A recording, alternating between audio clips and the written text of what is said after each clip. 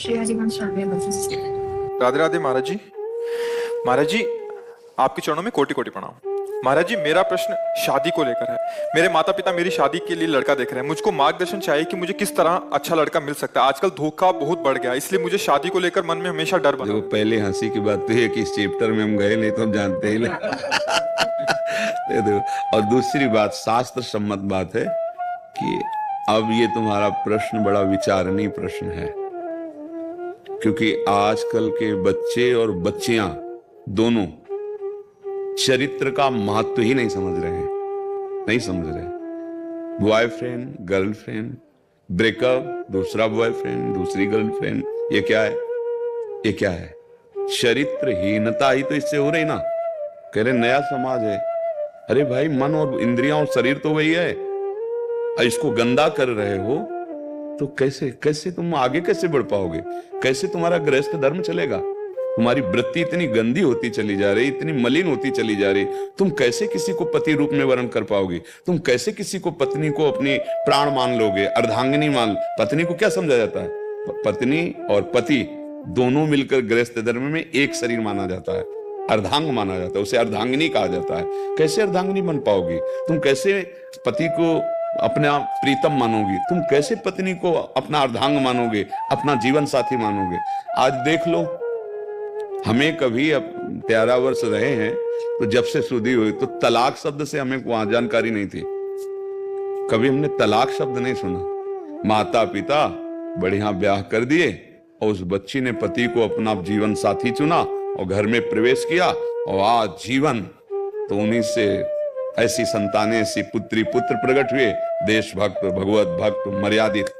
अब क्या हो रहा है? माता पिता से कोई मतलब ही नहीं है। अगर वो कुछ पूछें या जानकारी करें तो और 4 शब्द उल्टा। अगर वो डांटना चाहे तो कहेंगे हम या तो छोड़ के चले जाएंगे या शरीर नष्ट कर लेंगे। अब क्या बोले वो?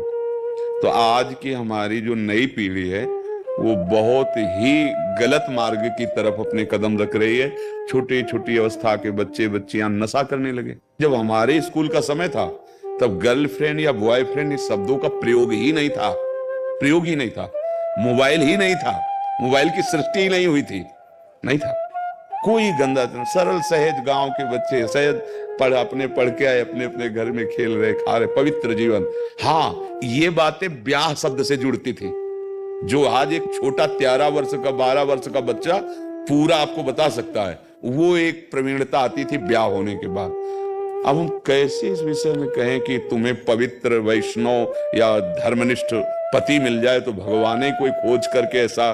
नहीं तो आपका तप और आपका भजन और आपकी पवित्रता ही इस बात का प्रमाण होगी कि अगर आपको ऐसा पति मिल जाए। नहीं तो आज जो समय है, मतलब बहुत ही गिरता चला जा रहा है हमारा समाज। कौन ऐसा निकलेगा जो शराब न पिए? कौन ऐसा है जो व्यसन रहित है? कौन ऐसा जो व्यभिचार रहित है? एक संयम में चल रहा। कहां? अगर होगा कोई तो लाखों करोड़ों में 1-2 ऐसे अंगुली कर सकते हो कि 1 या 2 ऐसे जो अपनी पत्नी से केवल प्रेम, अपने पति से केवल प्रेम। और बच्चा है तो जब तक माता पिता पानी ग्रहण न कर दे तब तक ब्रह्मचर्य। भैया, अब इसका उत्तर तो मतलब भगवान ही तुम्हें दे सकते कि तुम्हारा ऐसा पति हो। अब आप कितना तपस्वी हैं, कितना भजन करते हैं, कितना आपने पुण्य कमाया है, उसके फलस्वरूप आपको कैसा मिलेगा? अच्छा, हम तभी आशा रखें आपको सुधारने की जब हम सुधरे हुए हो। तो ऐसे ही अगर आप धर्म के अनुसार नहीं है तो आपको असंभव है, ऐसा नहीं मिल सकता। अगर आप धर्म से युक्त हैं तो भगवान ने कहीं ना कहीं तो व्यवस्था की होगी, पर बहुत मुश्किल है। वो भगवान ही मिला दे तो है, नहीं तो बड़ा ही मुश्किल, बड़ा ही मुश्किल है। अब छोटे छोटे बच्चों में ऐसे प्रवीणता, ऐसी बुद्धिमत्ता जो बड़ों में नहीं देखी जाती, बड़ों में नहीं आती। उतने बुद्धि, इतने प्रवीण, पर गंदे मार्ग की तरफ।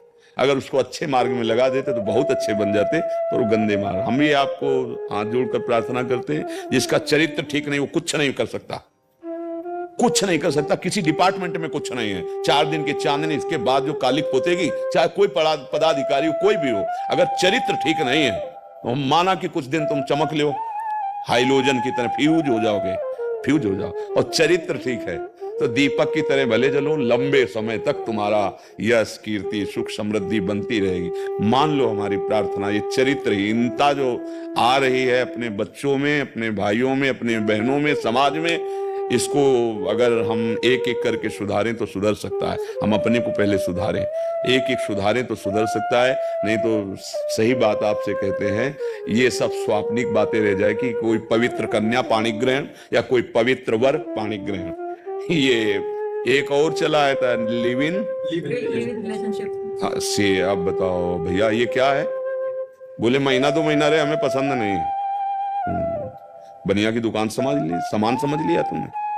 क्या मतलब आप लोगों के विचार क्या हो रहे हैं? आप विचार करो भलाई साहब, ये कोई सिद्धांत है कि 2 शरीर मिल रहे हैं हम इसके बाद कुछ दिनों के बाद तो नहीं, हम पसंद नहीं? ये कोई समाज है? ये क्या हो रहा है? ये भैया विदेश नहीं है, ये भारत है। यहाँ धर्म गुरुओं के द्वारा, धर्म शास्त्रों के द्वारा, और ये पवित्रता यही देख के दूसरे झुकते हैं हमारे देश में आके। देखो विदेशी बच्चे आए थे, यहाँ पद गाया था अर्जेंटीना, क्या अर्जेंटीना, हाँ, पूरा ऐसे कवर किए, ऐसे बच्ची पूरा ऐसे, और उसकी माँ ऐसे ऐसे भारतीय पोशाक में। कुमार जी पूरे काफी जने हैं जो रशिया से, अमेरिका से, यहाँ वृंदावन धाम। और हम क्या कर रहे हैं? हम नकल कर रहे हैं उनके आचरणों की, और उनके भी अपने धर्म को बहुत लघु मान लिया, अपनी रहनी को बहुत छोटा मान लिया। आज हमारी समाज जिस तरफ जा रही है उसका नाम है पतन, उन्नति के नाम पे पतन। बस इतनी बात समझ लो। जिसके हृदय में देखो विग्रह, मतलब लड़ाई झगड़ा दोष, इतने बड़े बच्चे इतनी बदतमीजी से माता पिता से बात करते देखे जाते हैं कि लगता है क्या ये जीवन में उन्नति करेंगे। अरे विद्या पढ़ रहे हो तो तुम्हारे अंदर विनय आनी चाहिए, झुकना आना चाहिए, पवित्रता आनी चाहिए। ये राक्षसी बुद्धि कैसे आ रही है आज के बच्चों में? खान पान बिगड़ा हुआ, चरित्र बिगड़ा हुआ, तो फिर हमें तो सखी नहीं लगता ऐसा कि आगे चल करके ऐसा कुछ। अभी तो मिल सकते हैं, ऐसे भी होंगे, भगवान कृपा करें आपको जैसी आपकी भावना वैसा जीवन साथी मिले, पर बहुत कठिन है, बहुत कठिन है। बस हमें यही प्रार्थना करते हैं, अपने बच्चों को बचाओ, चरित्रहीनता की तरफ बढ़ते चले जा रहे हैं, इनको बचाओ। अगर ये नई पीढ़ी थोड़ा सुधार हो गई तो थोड़ी तो शांति आ जाएगी।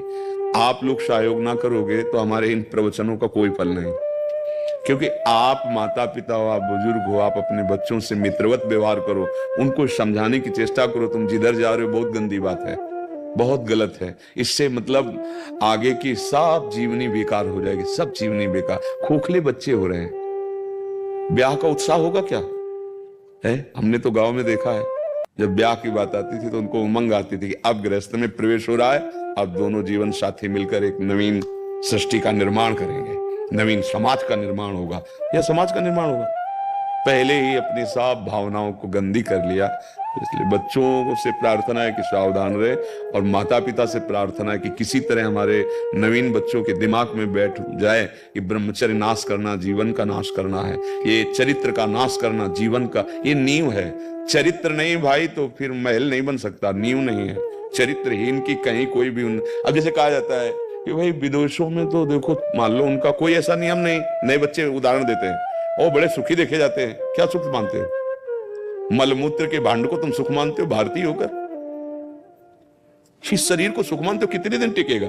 एक मिसाइल गिरी के हजारों मिटिया मेट हो, कहां गया सुख तुम्हारा? सब छिन्न भिन्न, सब नष्ट।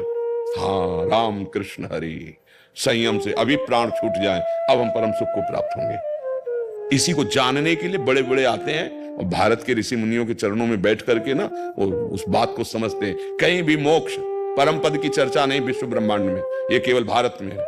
कहीं भी जितेंद्रियता, पातिव्रत, ये सब कहीं नहीं मिलेगा आपको, ये भारत में मिले। ये भारत धर्म देश है, ग्रंथों में लिखा है भारत में जन्म होना। हाँ, यहां से दीक्षा लेकर, यहां से मतलब भारतीय ऋषियों की शिक्षा लेकर देखो कितना नाम कीर्तन विदेशों में भी हो रहा है, उनको भी परम पद मिलेगा। चाहे जहां रहो भगवान का भजन करो, अच्छे से रहो। हम देखते हैं धोती, बगलबंडी, मस्तक पे तिलक, चोटी, विदेशी लोग साड़ी ऐसे ढक के, ऐसे, ये हमारी भारतीय वेशभूषा है। इसको अपमान समझ और वो इसे गौरव समझने लगे हैं हम अपने को। तो इसलिए सुधार की कैसे सुधार? पढ़ लिख कर बड़े पदाधिकारी बने और उद्देश्य बन गया धन, तो सेवा का भाव रहेगा नहीं, फिर ऐसे पाप होंगे कि दुर्गति होगी। इसलिए भाई राधा राधा राधा, समाज अगर सुधरना चाहे तो सुधर सकती नहीं। अब धीरे धीरे कोई चांस नहीं है। अभी पीछे बैच में कहा था 4,32,000 वर्ष की आयु है कलयुग की, अभी 32,000 वाले में नहीं पहुंचे, 5,000 के ऊपर बस है थोड़ा। 4 लाख है लाख पार होने तो फिर देखना, जैसे जंगल में नहीं मचा रहता जो जोरदार वही मार के खा गया, ऐसा भाव भ्रष्टाचारा सब संसारा धर्म सुने नहीं काना। ये जो प्रवचन कर रहे हैं ना, मुंह बंद कर दिया जाएगा। आगे समय आएगा तुम बोल नहीं सकते, नहीं बोल सकते।